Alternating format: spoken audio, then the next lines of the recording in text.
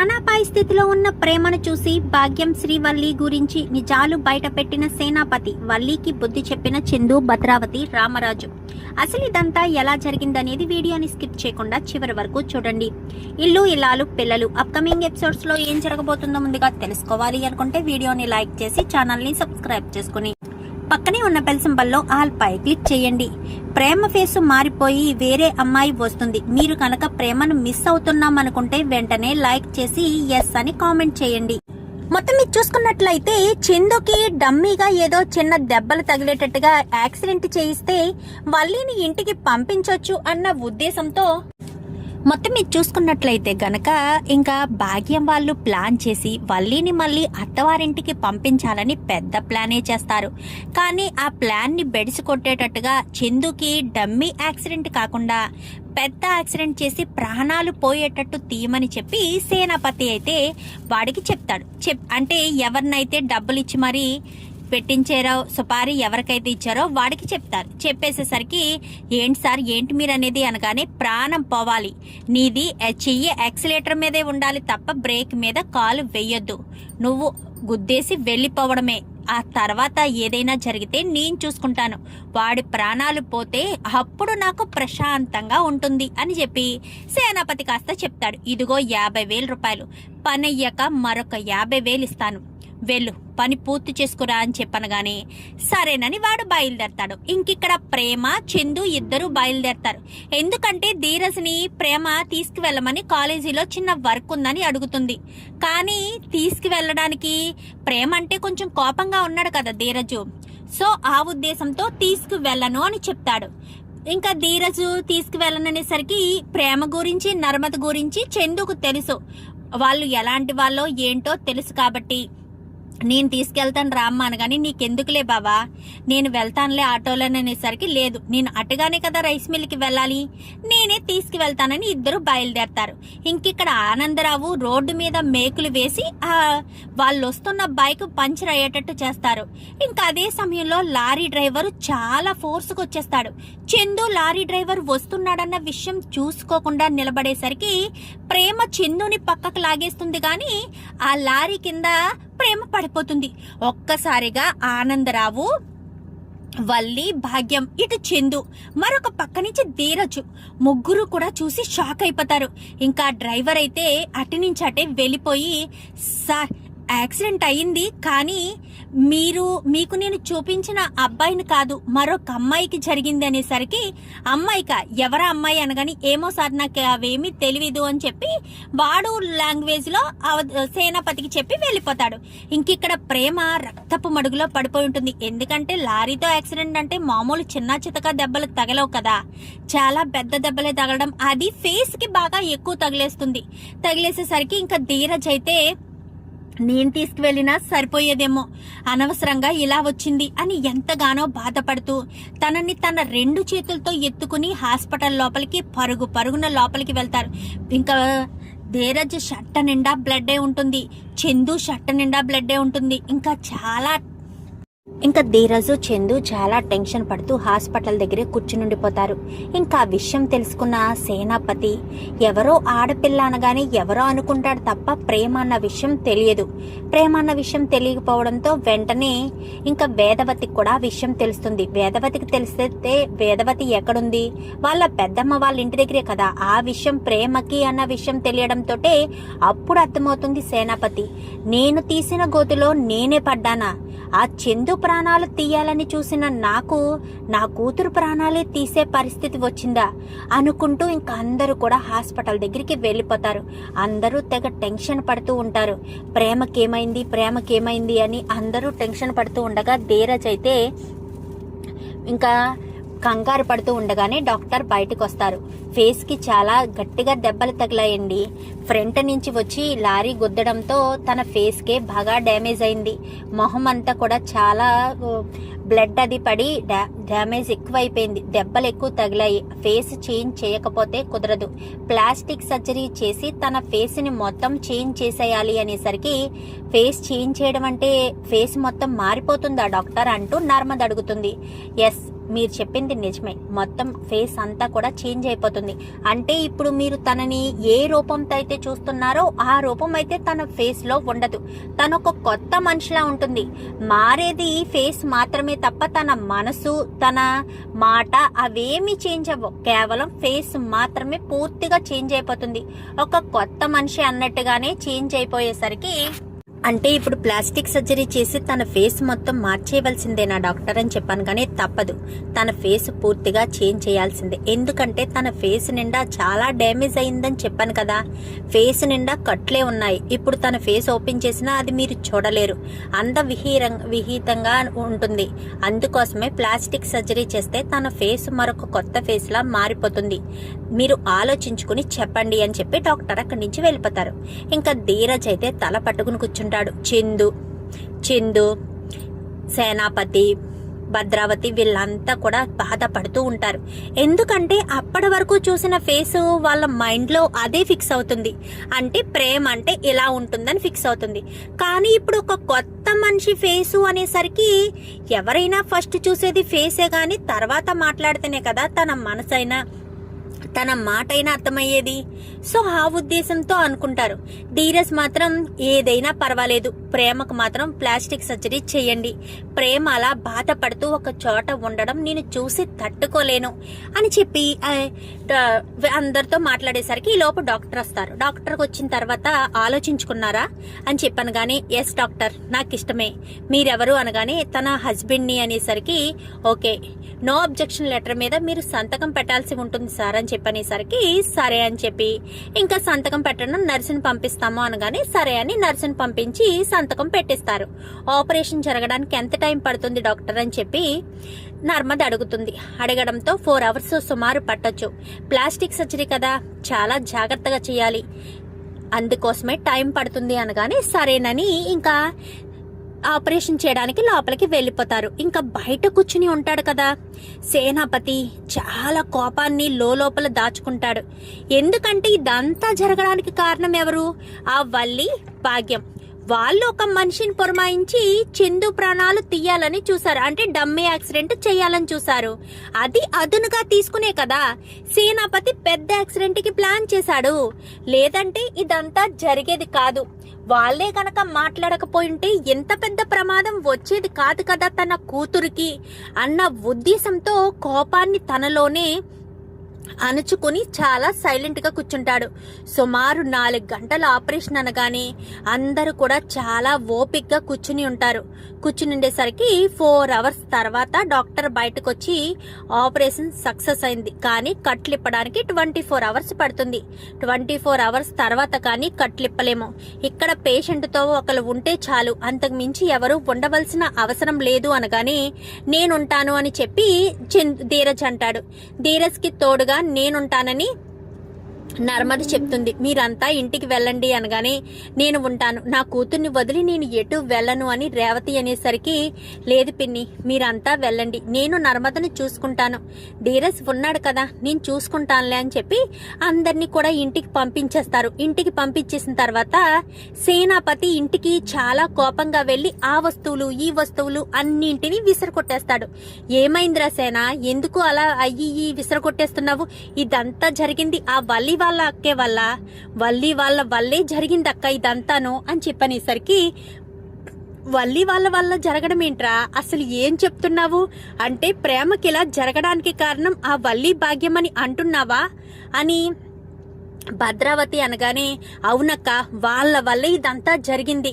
అసలు వాళ్ళే ఆ మనిషిని తీసుకొచ్చారక్క, ఆ మనిషికి సుపారీ ఇచ్చిందే వాళ్ళు అనగానే ఏమంటున్నావురా, ఏం మాట్లాడుతున్నావు, నీకేమన్నా అర్థమవుతుందా అని చెప్పనేసరికి అవునక్క, వాళ్ళ వల్లే జరిగింది ఇదంతా.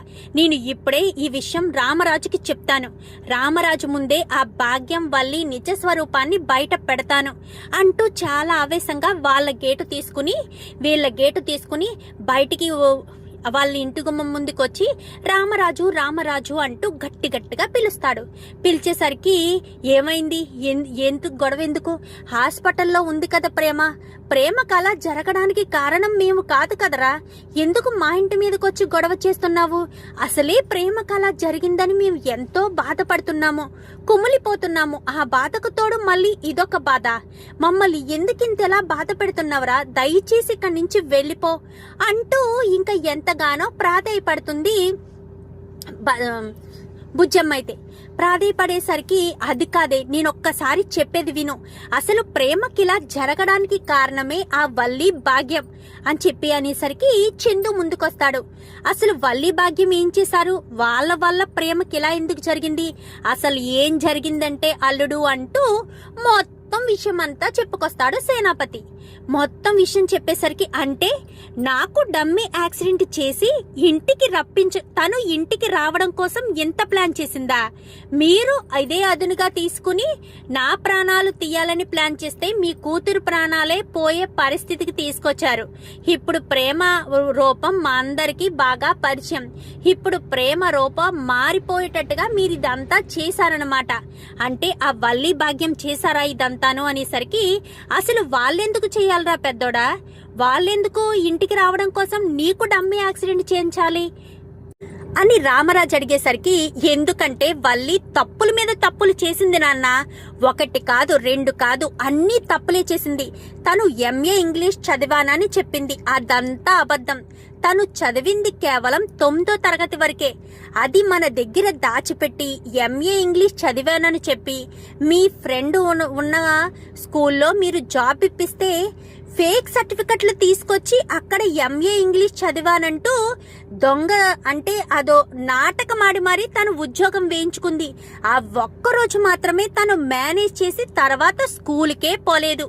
అదే కాదు, అసలు మన అమూల్య జీవితాన్ని నాశనం చేసింది ఎవరో తెలుసా నాన్న, ఎవరో తెలుసా, ఆ వల్లియే. అమూల్యకు విశ్వకు మధ్య ప్రేమాయణం నడిపింది ఆ వల్లి. వాళ్ళిద్దరి మధ్య ప్రేమ కలిగేటట్టు చేసింది. అమూల్య మనసులో విశ్వం మీద ప్రేమ కలిగేటట్టు చేసి తెల్లవారితే పెళ్ళనగా ముందు రోజు రాత్రి ఇంట్లో కరెంటు తీసి మరీ వల్లి వాళ్ళమ్మ ఇద్దరూ కలిసి అమూల్యను తీసుకెళ్లి విశ్వకు అప్పగించారు. అమూల్య జీవితాన్ని నాశనం చేసింది వల్లినే.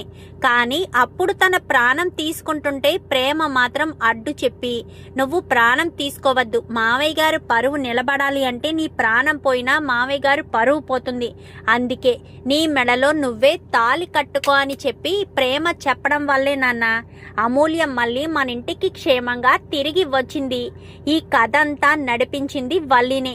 వల్లి వల్లే ఇంత జరిగింది అంటూ చెప్పేసేసరికి ఒక్కసారిగా షాక్ అయిపోతాడు రామరాజు. అంటే నేను ఏరుకోరి ఇంటికి తీసుకొచ్చిన కోడలా అని చెప్పాను గాని, అవును, నువ్వు ఏరుకోరి ఇంటికి తీసుకొచ్చిన కోడలే నాన్న ఇదంతా చేసింది అంటూ ఇంకా రామరాజు చందు ఆ మాట ఎప్పుడైతే చెప్తాడో రామరాజు కుప్ప కూలిపోతాడు. ఏవండి అనుకుంటూ అందరూ వచ్చి గట్టిగా పట్టుకుంటారు. ఈ విషయం అని చెప్పాను కానీ నాకు తెలుసండి, కానీ నేను చెప్పే ధైర్యం చేయలేకపోయాను. ఎందుకంటే మీరు వల్లి మీద అమితమైన అభిమానాన్ని పెంచుకున్నారు. వల్లి మీ మంచి కోడలని, మీ గౌరవాన్ని నిలబెట్టే కోడలని మీరు పొంగిపోతున్నారు. మరి అలాంటి వల్లి మీ కూతురి జీవితాన్ని నాశనం చేసింది, మీ కొడుకు జీవితంలోకి అబద్ధాలు చెప్పి మోసాలు చేసి వచ్చింది అన్న విషయం తెలిస్తే మీరు తట్టుకోలేరు అన్న ఒకే ఒక్క కారణం చేత నేను నిజాన్ని చెప్పలేకపోయాను.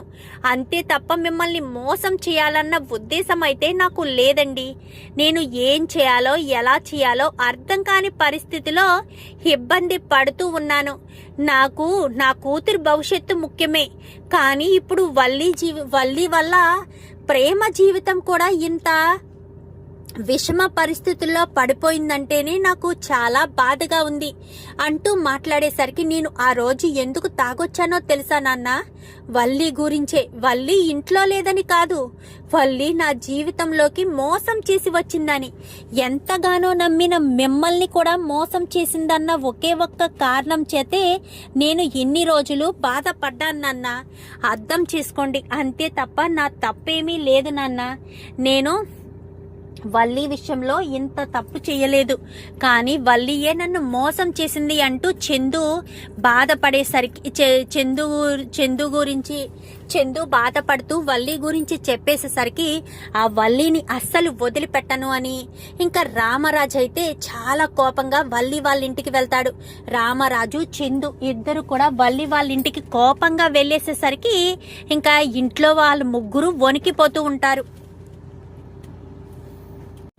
ఎప్పుడైతే సేనాపతి, చందు అలాగే రామరాజు ముగ్గురు కూడా భాగ్యం వాళ్ళ ఇంటికి వెళ్ళి ఒక్క తన్ను రామరాజు తలుపుని తన్నడంతో ఆ తలుపులు రెండు ఊడి పడిపోయేసరికి ఇంకా రామరాజు అయితే భాగ్యం భాగ్యం అంటూ గట్టిగా పిలుస్తాడు. అన్నయ్య గారు అంటూ టెన్షన్ పడిపోతూ వచ్చేసరికి వెంటనే భద్రావతి భాగ్యం పీక పట్టుకుంటుంది. అసలు నా మేనగోడల జోలికి రావాల్సిన అవసరం ఏముంది, చందు జోలికి రావాల్సిన అవసరం ఏముంది అంటూ ఇంకా పీక పట్టుకునేసరికి చందు చెంప పగలగొడతాడు. వెంటనే ఇంకా సేనాపతి పోలీసులకి ఫోన్ చేసి వాడిని పురమాయించింది వీళ్ళే అంటూ వాడు ఎక్కడుంటాడు, ఎక్కడ దాక్కున్నాడు, వాడిచ్చిన డబ్బులు మొత్తం అన్ని కూడా విషయాలన్నీ బయట పెట్టడంతో భాగ్యాన్ని కాస్త తీసుకువెళ్ళి అరెస్ట్ చేసేస్తారు. ఇంకా చందు అయితే చాలా బాధపడతాడు. వల్లి క్షమించండి మామయ్య గారు అని కాళ్ళు పట్టుకున్నా జీవితంలో నా ఇంటి గడప తొక్కడానికి వీల్లేదు. నా కూతురు జీవితాన్ని నాశనం చేశావు, నా కోడలు భవిష్యత్తుని అంధకారం చేశావు. నిన్ను మాత్రం జీవితంలో క్షమించను. నా కొడుకుకి కావాలంటే విడాకులిచ్చి మరొక పెళ్లి చేస్తానే తప్ప నిన్ను మాత్రం జీవితంలో క్షమించను అంటూ రామరాజు వార్నింగ్ ఇచ్చేసరికి ఈలోపు మరుసటి రోజు ఉదయాన్నే అందరూ హాస్పిటల్ దగ్గరికి వెళ్తారు. వెళ్లడంతో 24 hours అయింది కాబట్టి ఇప్పుడు కట్లు విప్పుతాము, మీరు కొత్త అమ్మాయిని చూస్తారు, ఇదే అమ్మాయికి ఫేస్ కి ఎప్పుడూ శాశ్వతంగా ఉంటుంది అని చెప్పి ఇంకా ఒక పక్కన మిర్రర్ తీసుకుని నర్సు నిలబడి ఉంటుంది. అందరినీ కూడా రమ్మనేసరికి అందరూ కూడా ఆతృతగా చూస్తూ ఉంటాడు. ధీరజ్ చేయి పట్టుకుంటుంది. ధీరజ్ నన్ను వదిలి ఎటు వెళ్ళొద్దు, నా పక్కనే ఉండు ధీరజ్, ప్లీజ్ ధీరజ్ నా పక్కనే ఉండు అంటూ ధీరజ్ చేయి పట్టుకునేసరికి ఇంకా ధీరజ్ తోటే పక్కనే అలా చేయి పట్టుకుని టెన్షన్ గా ఉండగానే కట్లు ఒక్కొక్కటి ఐస్ నోసు అలా కట్లు విప్పుతూ ఉండి స్లోగా కళ్ళు తెరమ్మా అని చెప్పాను కానీ స్లోగా కళ్ళు తెరుస్తారు. ఈ లోపు ఎదురుగా ఉన్న వాళ్ళంతా కూడా చూసి ఆశ్చర్యపోతారు. ఎందుకంటే అక్కడ ప్రేమ పూర్తిగా చేంజ్ అయిపోతుంది. తన ఫేస్ మొత్తం కొత్త ప్రేమలా చేంజ్ అయిపోయేసరికి ఏంటి తను ప్రేమేనా అన్న అనుమానం వచ్చేటట్టుగా పూర్తిగా మారిపోయేసరికి ఆ మిర్రర్ తీసుకొచ్చి తన ముందు నిలబెట్టు అని చెప్పాను కానీ మిర్రర్ని కొంచెం ఫ్రంట్కి పెట్టేసరికి ఒక్కసారిగా నో అన్నట్టుగా గట్టిగా కేక వేస్తుంది. గట్టిగా కేక వేసేసరికి టెన్షన్ పడొద్దు, రిలీఫ్గా ఉండండి, ఎట్టి పరిస్థితుల్లోనూ టెన్షన్ పడొద్దు, మీరు మీ ఫేస్ ఇదే, మీ ఫేస్ ఇంకా దీనికే మీరు ఫిక్స్ అవ్వాలి, మీరు ఇంకా ఏమీ ఆలోచించొద్దు అని ఇంకా డాక్టర్ కూల్ చేసి ధీరజ్ మీరే చూసుకోండి, తను చాలా మెంటల్ స్ట్రెస్ ఫీల్ అవుతుంది, ఎందుకంటే ఇన్ని రోజులు తన ఫేస్ వేరే రకంగా ఉంది కదా, ఇప్పుడు ఫేస్ మారిపోవడంతో తను ఎవరు కొత్తగా అనిపించేసరికి ఎవరో ఏంటో అని అనుకుంటారు కాబట్టి తను గిల్టీగా ఫీల్ అవుతుంది. తనకి ధైర్యం చెప్పాల్సింది మీరే అని ఇంకా ధీరజ్కి అయితే డాక్టర్ చెప్పి అక్కడి నుంచి వెళ్ళిపోతారు. ఇంకా రేపు డిశ్చార్జ్ చేస్తాము అనగానే ఇంకా ఎవరితోనే మాట్లాడదు ప్రేమ. తనలో తనే కుమిలిపోతూ ఉంటుంది.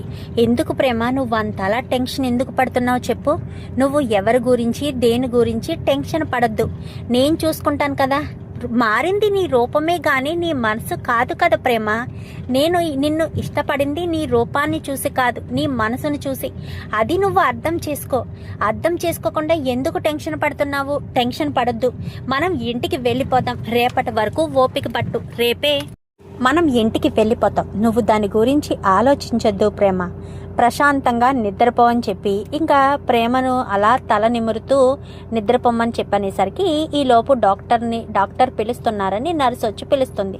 పిలిచేసరికి వదిన నువ్వు చూసుకో, నేను డాక్టర్ దగ్గరికి వెళ్ళొస్తానని ప్రేమను నర్మదికి వదిలేసి ధీరజ్ కాస్త డాక్టర్ దగ్గరికి వెళ్తారు. చూడు ధీరజ్, తను చాలా సెన్సిటివ్గా ఉంది, ఎందుకంటే తన రూపం ఎన్ని రోజులు కూడా వేరే కదా. ఇప్పుడు తన రూపం మారిపోయింది. మీరంతా కూడా తనని ఎక్కడ దూరం పెడతారో, ముఖ్యంగా నువ్వెక్కడ దూరం పెడతావో అన్న ఒకే ఒక్క కారణం చేతే తను చాలా కంగారు పడుతుంది, భయపడుతుంది. పైకి ధైర్యంగా కనిపించినా లోపల మాత్రం చాలా టెన్షన్ పడుతుంది. ఆ టెన్షన్ని మొత్తం పోగొట్టే బాధ్యత నీది. ఏ భర్తకైనా సరే భార్య మీద ప్రేమ ఉంటుంది, కాదనను. భార్యకు కూడా భర్త మీద అమితమైన ప్రేమ ఉంటుంది. దేనికైనా సరే ధైర్యం, మనోధైర్యం ఇవ్వగలిగేది భార్యకు భర్త మాత్రమే. ఎవరు ఎలాంటి ధైర్యం చెప్పినా భార్యకు భర్త చెప్పే ధైర్యం ముందు చాలా చిన్నగానే అనిపిస్తుంది. కొన్నిసార్లు మెడిసిన్ కూడా పనిచేయదు. అలాంటి తప్పుడు భర్త చెప్పే ధైర్యం, తను చూపించే ప్రేమ, ఆప్యాయత, అఫెక్షన్, కేరింగ్ అవన్నీ కూడా భార్యకు చాలా బలాన్ని ఇస్తాయి. అది గుర్తుపెట్టుకో ధీరజ్. వీలైనంత వరకు కూడా నువ్వు ప్రేమను ప్రతి క్షణం అంటి పెట్టుకుని ఉండి తను కావాల్సినవన్నీ కూడా నువ్వే దగ్గరుండి చూసుకుంటే తను చాలా సంతోషపడుతుంది అని చెప్పి డాక్టర్ చెప్పేసరికి అర్థమైంది డాక్టర్, నేను చూసుకుంటాను, ప్రేమకు ఎలాంటి ఇబ్బంది కలగకుండా నేను చూసుకుంటాను అని చెప్పి ఇంకా ధీరజ్ కాస్త అక్కడి నుంచి బయటకు వస్తాడు.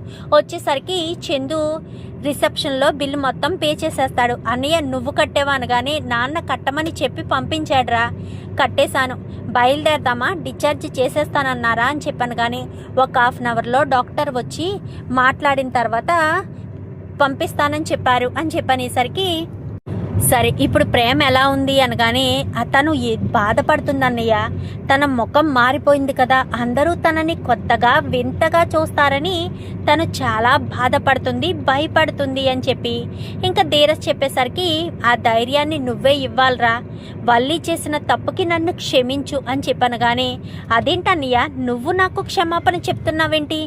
భార్య తప్పు చేస్తే అందులో సగభాగం భర్తకు కూడా వర్తిస్తుంది కదా. ఇప్పుడు వల్లి తప్పు చేసిందంటే నేను తప్పు చేసినట్టే కదా. అందుకే నేను నన్ను క్షమించు అంటూ క్షమాపణ కోరతాడు. క్షమాపణ కోరేసరికి అలాంటిదేమీ లేదులే అన్నయ్య అంటూ ఇంకిద్దరూ మాట్లాడుకుంటూ ఉండగానే ఇంకా వెంటనే సరే ఈలోపు డాక్టర్ వచ్చి ప్రేమను చెక్ చేసి తీసుకువెళ్ళండి ధీరజ్, మీకు నేను చెప్పిందంతా గుర్తుంది కదా, మీరు ఆ లెక్క ప్రకారం చూసుకోండి, అంతకు మించి ఏమీ ఉండదు, మీరు అర్థం చేసుకోండి అని చెప్పాను. కానీ సరే సరే అని ఇంకా అక్కడి నుంచి కాస్త డిశ్చార్జ్ అయ్యి ఇంటికి వస్తారు. ఇంటికి వచ్చిన తర్వాత ఇంటి దగ్గర వేదవతి హారతి తీసుకుని రెడీగా ఉంటుంది. రెడీగా ఉండేసరికి హారతి ఇచ్చి లోపలికి తీసుకొచ్చిన తర్వాత ప్రేమ ఎవరితోని మాట్లాడదు. సరాసరి డైరెక్ట్ గదిలోకి వెళ్ళిపోయి గదిలో కూర్చుని బాధపడుతూ ఉంటుంది. బాధపడుతూ ఉండేసరికి ఇలా బాధపడద్దు ప్రేమ, నీకు సపోర్ట్గా నేను ఉంటాను కదా, నువ్వు రూపం గురించి అస్సలు ఆలోచించొద్దు ప్రేమ. కొన్ని రోజులు అలవాటు పడడానికి టైం పడుతుంది, తర్వాత అందరికీ బాగానే అలవాటు పడిపోతుంది. నువ్వు దేని గురించి ఆలోచించొద్దు ప్లీజ్ ప్రేమ, నా గురించి మాత్రమే ఆలోచించు. నేను నీ రూపం గురించి ఏమీ పట్టించుకోవట్లేదు కదా, ఎందుకు నువ్వు అంతలా టెన్షన్ పడుతున్నావు? నా కోసం ప్రేమ, నువ్వు ఇవేమీ మనసులో పెట్టుకోవద్దు ప్లీజ్ రా అని చెప్పి ఇంకా ప్రేమను బ్రతిమాలతాడు ధీరజ్. అయితే బ్రతిమాలేసరికి ఇంకా ప్రేమ అయితే ధీరజ్ ఒళ్ళో పడుకుని ఇంకా ప్రేమ అయితే ధీరజ్ని చూస్తూ ఉంటుంది. ఇంకా ధీరజ్ అయితే ప్రేమకు చాలా సపోర్ట్గా ఉంటాడు. ప్రతి విషయంలో కూడా ప్రేమకు పక్కనే ఉంటూ తను ఎంతగానో ప్రేమకు సపోర్ట్నిస్తాడు. సపోర్ట్నిచ్చేసరికి ప్రేమ కూడా కొన్ని రోజులకి నార్మల్ మనిషి అవుతుంది. ప్రతిరోజు వల్లి వచ్చి క్షమాపణ కోరుతూనే ఉంటుంది. భాగ్యం మాత్రం జైల్లోనే ఉంటుంది. ఎందుకంటే ఇవన్నీ జరగడానికి ముఖ్యమైన కారణం భాగ్యమే కదా. భాగ్యం చెప్పడం వల్లే కదా వల్లి ఎలా ప్రవర్తించింది. సో అందుకని భాగ్యాన్ని మాత్రం క్షమించరు. చూద్దాం మరి రాబోయే ఎపిసోడ్స్లో ఇలాగే జరిగి ప్రేమ ముఖం పూర్తిగా మారిపోతే మరి పాత ప్రేమే మీకు కావాలనిపిస్తే కామెంట్లో ఎస్ అని టైప్ చేయండి. వీడియో నచ్చితే లైక్ చేసి ఛానల్ని సబ్స్క్రైబ్ చేసుకుని పక్కనే ఉన్న బెల్ సింబల్లో ఆల్ పై క్లిక్ చేయండి. Thank you for watching.